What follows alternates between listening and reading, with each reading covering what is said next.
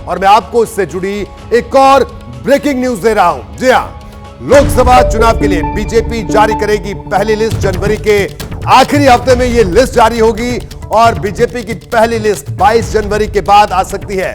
BJP की पहली list के लिए फिक्स की गई है 31 जनवरी की डेडलाइन। विकास भदौरिया की एक और बड़ी खबर, ब्रेकिंग न्यूज इस वक्त की। विकास, यानी 22 तारीख को रामलला की प्राण प्रतिष्ठा, उसके बाद पहली लिस्ट। ये जो बड़ी खबर आपने लोकसभा चुनाव से जुड़ी हुई दी है और ये बड़ी खबरें देने का सिलसिला जो शुरू किया लोकसभा चुनावों से जुड़ी हुई, तो इसके पीछे कोई खास वजह कि 22 जनवरी के ठीक बाद? ये देखिए, प्रक्रिया चालू हो चुकी है बीजेपी की। ग्राउंड पर सर्वे लगातार करवाए जा रहे हैं पार्टी अध्यक्ष की तरफ से और गृह मंत्री अमित शाह की तरफ से।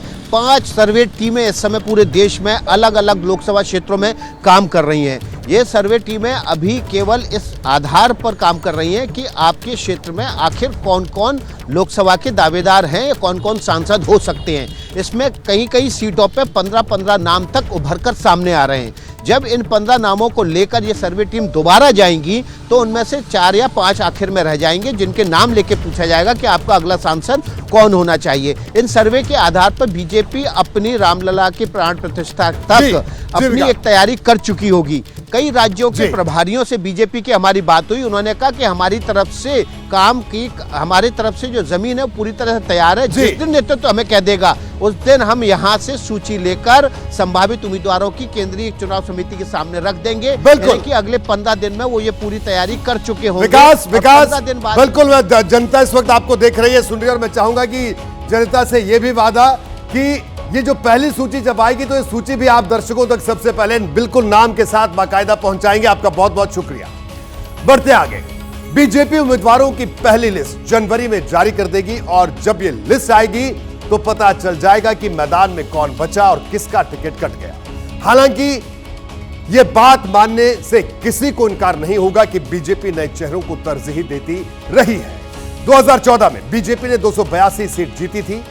उपचुनावों में हार और कुछ सांसदों के निधन के चलते 2019 के चुनाव से पहले बीजेपी के लोकसभा सदस्यों की संख्या 269 रह गई। 2019 के लोकसभा चुनाव में बीजेपी ने इनमें से 99 सांसदों के टिकट काट दिए। जब नतीजे आए तो बीजेपी 282 से 303 सीटों पर पहुंच गई, मतलब सीधे 19 सीट बढ़ गई थी। तो यही रणनीति बीजेपी की है, उम्मीदवार बदलकर सत्ता विरोधी लहर ध्वस्त करने का यह फॉर्मूला बीजेपी विधानसभा चुनावों में भी आजमा रही है और हमारी खबर बता रही है कि 2024 में भी वो ऐसा ही करने वाली है। प्रधानमंत्री नरेंद्र मोदी और अमित शाह की स्ट्रैटेजी को लेकर कुछ दिन पहले एबीपी न्यूज और सी वोटर ने एक ऑल इंडिया सर्वे भी किया। इस सर्वे में क्या निकल कर आया, आपको एक बार फिर से मैं वो आंकड़ा दिखा देता हूं, उससे कुछ और तस्वीर साफ होगी। इस सर्वे में लोगों से पूछा गया कि क्या बीजेपी 2024 में नए चेहरों को मौका देगी। 57% लोगों ने इसका जवाब हां में दिया था। उनका कहना था कि बीजेपी 24 के चुनाव में नए चेहरों को मौका देगी।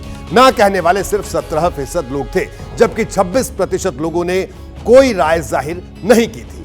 बीजेपी 2024 का चुनाव 400 पार वाले लक्ष्य को लेकर लड़ रही है। उसे पता है कि अगर उसका सामना विपक्ष की संयुक्त ताकत से हुआ तो चुनौती बढ़ सकती है, इसलिए वो हर कदम फूंक फूंक कर उठा रही है और उम्मीदवारों का चुनाव इसका सबसे अहम हिस्सा है।